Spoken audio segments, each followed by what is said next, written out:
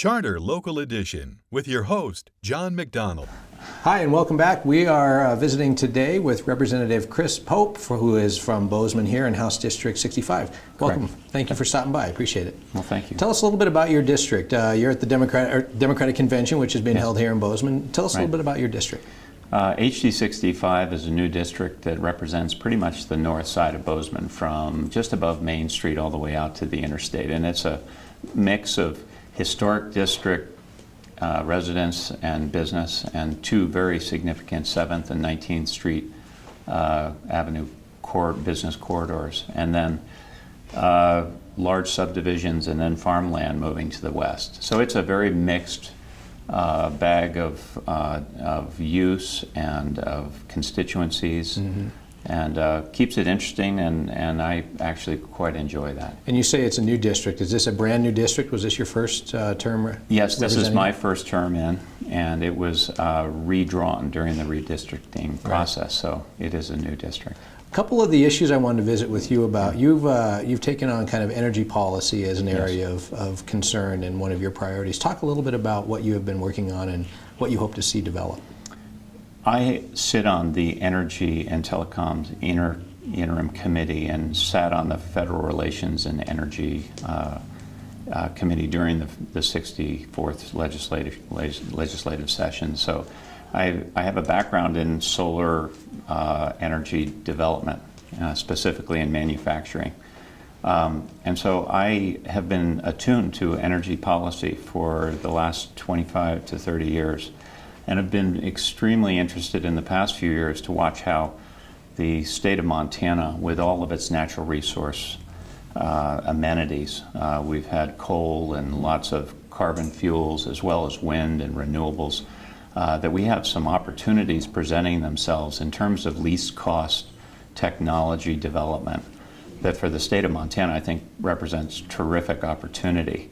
And so while we have a wonderful, strong sort of traditional set of fuels and energy production technologies in place that aren't going anywhere soon, we also have the opportunity to start anticipating these new technologies which will reduce cost and diversify the sources of energy and eventually get us to a point where we're not having to burn carbon fuels, which have a significant impact on our environment. Mm-hmm. And you refer to it as least cost alternatives. Yes. What are some of those that?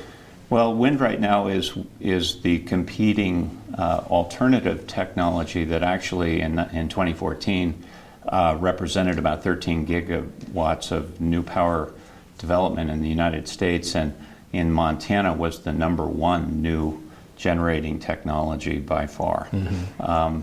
We in Montana also have some solar power coming online, but to a much smaller degree. Natural gas is a terrific transition fuel. It's significantly cleaner than the coal option. And I think that in a diversified mix, we can start seeing ourselves onto a new path that will reduce those gas emissions, which I think is something we really have to start taking seriously. Mm-hmm. Wind energy in Montana is particularly big right now. Yes. Do you see that continuing? Or absolutely, yes. I think we're on a path with the right incentives for finance and for connections into the grid so that electrical power produced in a remote area that's windy still needs a transmission grid in order to be useful to the society. So at this point, I think we still have some policy opportunities in front of us to line that up properly. Mm-hmm. And then once we do that, the solar aspect, the solar electric aspect, photovoltaics will also play an important role. And the policy there being sort of the transmission, how do you get that green energy onto the grid? Properly on the grid. And we have a terrific utility in Northwestern Energy here in the state of Montana, and they've already done substantially gone along the path of renewable energy with the purchase of 11 hydro plants. They also have solar coming online onto the grid, but this is a new set of technologies. They have their own characteristics. Most importantly, they're intermittent power producers. In other words, the wind does not always generate, and it doesn't always blow when we need the power. Right. So we have some additional work to be done on how to make that grid reliable, and how to bring these technologies that are actually becoming very, very cost competitive. Right. Energy efficiency is our most competitive for cost technology, and that's something we need to be doing every day.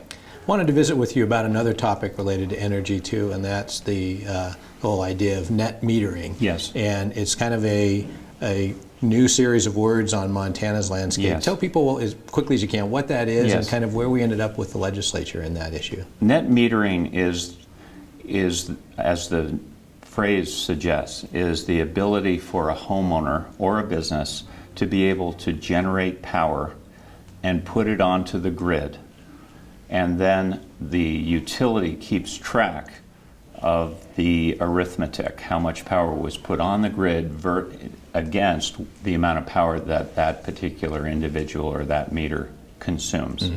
And it's called net. At the end of the year, you've either produced surplus power or you've consumed more power than you've produced, which is typically the case for a homeowner. But having a solar system on that produces electricity onto the grid for a homeowner would reduce their power consumption from the utility. So net metering is a very important aspect of how we transition to these new technologies. The economics to the utility and the economics to the homeowner or the power producer have to be balanced out, because the utility makes money from producing power and selling it to their customers. And the customers need a return on their investment. In other words, the electricity that they don't use, which they can put on the grid for their neighbors to use, that is a positive both for the homeowner as well as for neighboring consumers. So the long and short is we have to figure out what those technologies can do for us. The utilities aren't happy quite yet. We lost somewhere between 5 and 7 bills this past session on net metering. I personally am committed to finding a place where the utilities and those of us who believe that solar power should be part of the mix going forward in a very proactive way, that we need to find a place where we can sit at a table and talk these things through.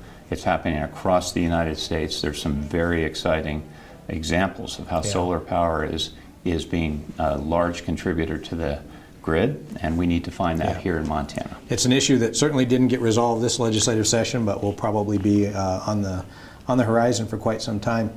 We've been visiting today with Representative Chris Pope from Bozeman here at the Montana Democratic Party Convention. Appreciate you taking some time to visit with us. Thank you very much. Thank you. Appreciate it. Charter Local Edition has been an exclusive presentation of Charter Communications, providing original programming.